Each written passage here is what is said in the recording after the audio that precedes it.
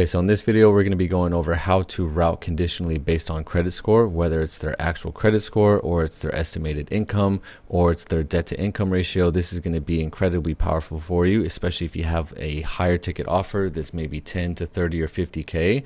Credit is going to be the ultimate qualifier, and it's also going to give you a lot of power when it comes to conditionally routing. So credit score equals financing viability, but it also just equals overall affordability. And you absolutely do not want to be wasting your best closer on unqualified leads. So on the left hand side, you have somebody with a low credit score who most likely can't afford your offer, or they're going to have low credit limits and they're going to have limited options when it comes to financing. On the right hand side, you have somebody with a high credit score with strong approval probability, higher credit limits, and this is actually a premium opportunity.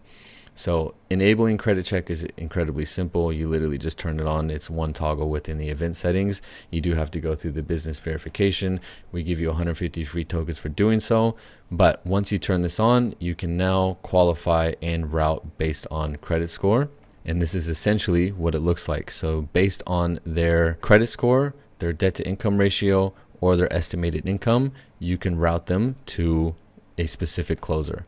And this gets even more powerful when you stack this with other filters. So for example, if you have an invitee question that's asking if they're able and willing to invest, you stack that on top of the credit score qualification with maybe the business email validation, company size question, maybe even country code. This is going to make sure that you have only premium buyers with confirmed financing ability. So again, if we head over to iClosed, you simply just want to go to data intelligence and you want to make sure that you have this enrichment turned on. Again, you can change this from either just collecting the credit score and other things like credit limit amount, or you can collect the credit score plus debt to income ratio, which also includes the estimated income insights as well. Obviously, this is going to give you more context. This is going to give you even more of an idea of whether or not the lead is qualified. So in my opinion, obviously very much so worth it. Again, the phone and email validation comes as part of the credit score. So you can just hit configure and save.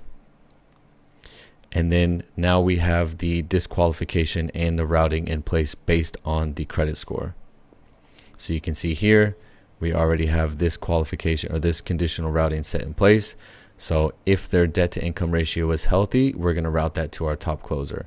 If the credit score is either fair or good, we're going to send this to more of our junior closer.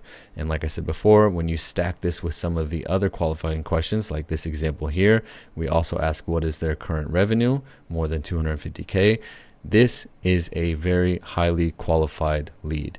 And if you've already validated their phone and their email ahead of time, which you have, and maybe you also have the business email address only verification turned on, this becomes a very, very qualified lead.